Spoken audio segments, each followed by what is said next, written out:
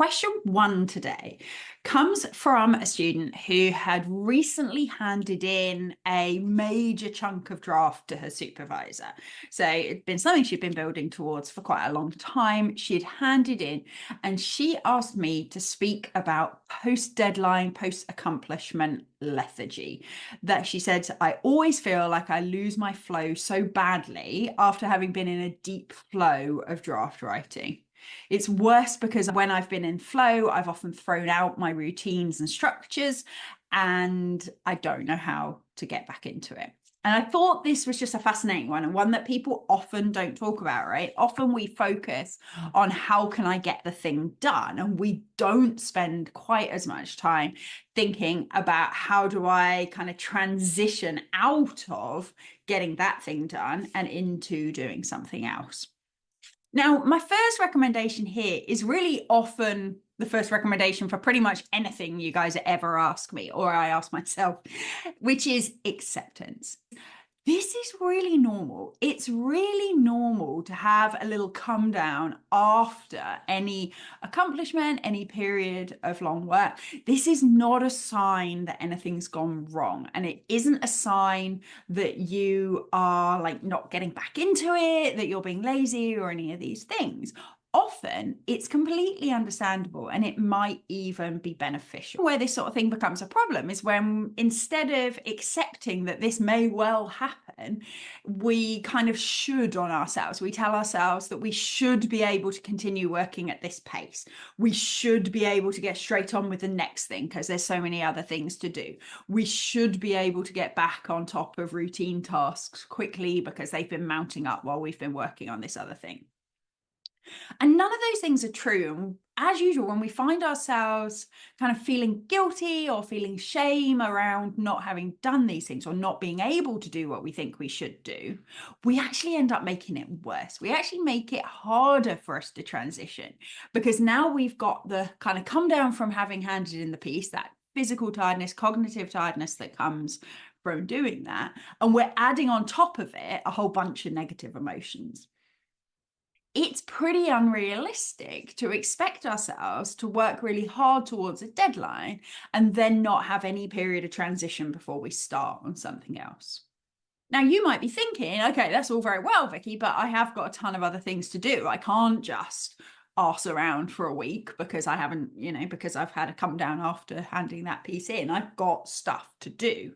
But the joy is, firstly, when we do take away some of that guilt and shame or try and like dial it down, try and dilute some of that, it actually usually lasts less time because it's usually the unpleasantness of feeling like we should be doing something that we're not that makes it last for as long as it does. Work becomes something to avoid because we feel guilty that ironically we haven't been working. Secondly, when we can accept that this happens, it becomes something we can plan for. Now, that might involve working fewer hours. It might involve accepting that we're going to work more slowly, or it could mean accepting that maybe we're just going to do some of the little fiddly bits rather than anything that takes really big cognitive effort.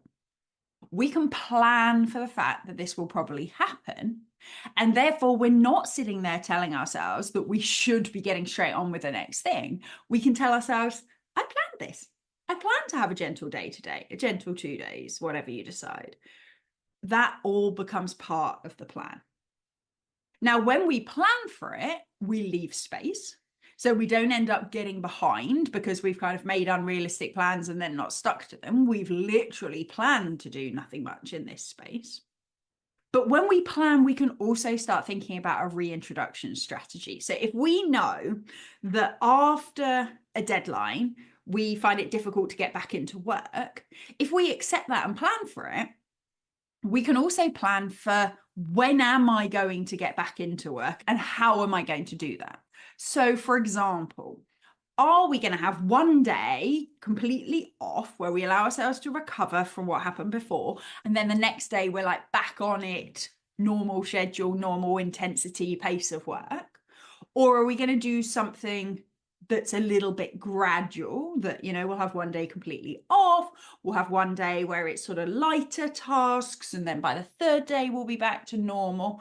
What is going to be that transition, and when are you expecting yourself to get back on track, as it were?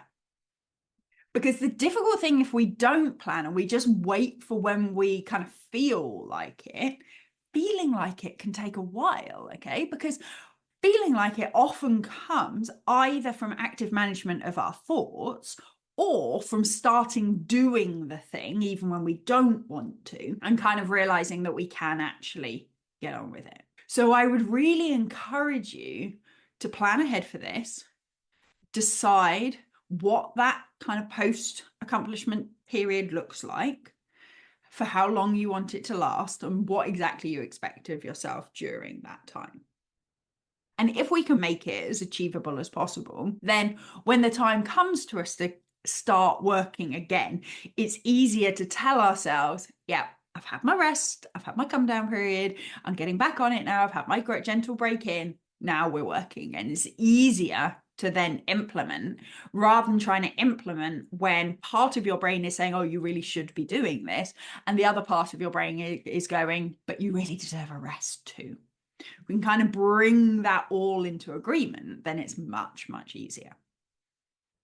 The final thing I'd say, and this is stimulated by the last part of the comment that I got from this person, which is, when I'm in the flow, I've thrown off my routines and structures, and getting back into them is hard. I would also encourage you, if you're listening, and for everybody else, I would really encourage you to consider the extent to which you throw off your routines and structures. Now, to some extent, it happens for all of us. If we've got a period of intense work, maybe we're not spending as much time on kind of self-care or organizational tasks. I've had clients who often let some of the admin stuff slide when they're on a big mission to get stuff done. I would really encourage you, if you know that it's hard to get back into your routines after a period of hard work, I would really consider how you can keep a version of your routines during that period of hard work. Now, I don't mean stick to everything as normal, because then it may well be hard to put in the additional work that's needed to complete the task. But spending a small amount of time each day just firing off a few emails to stay on top of your inbox, or putting aside just an hour or two a week to do some of the more mundane tasks that keep things ticking over. What we can do then is we can try and sort of minimize this transition, partly by planning the transition out, but also by minimizing how different this period of lots of work was compared to the period afterwards. So it's kind of reducing that gradient of transition. So those are my tips. If you experience this kind of post-accomplishment lethargy, those are some things that I think you can think about. Let me know what you think. Have you ever experienced this? What makes it harder? Is there anything that's ever helped you transition that I haven't mentioned? Let me know, and I can talk about it in a future episode.